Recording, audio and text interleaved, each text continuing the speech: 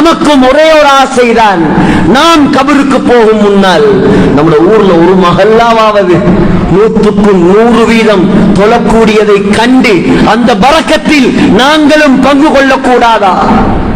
ஏன் ஆகிரத்தை மறந்தோம் நாம்? ஏன் கபரை மறந்தோம் நாம்? நமக்கு அல்லாஹ் எந்த குறையும் வைக்கல என்ற தைரியமா? அல்லாஹ்விடம் விளையாடாதீர்கள் சகோதரர்களே. தொழுகை இல்லாதவன் பாவம் சகோதரர்களே, பாவம். ஒரு நிமிடம், ஒரு செகண்ட் உலகத்தில் உள்ள நெருப்பை தாங்காதவன் எப்படி கோடிக்கணக்கான வருடங்கள் அந்த நரகத்தை தாங்குவானா? நம்முடைய கோழி நெருப்பில் பத்த நாம் விடுவோமா? நாம் வளர்த்த கிளி, தெருவுல போய் நஜீஸான ஒரு மிருகம், நாய் நெருப்பில் பத்துவதை நாம் பார்ப்போமா?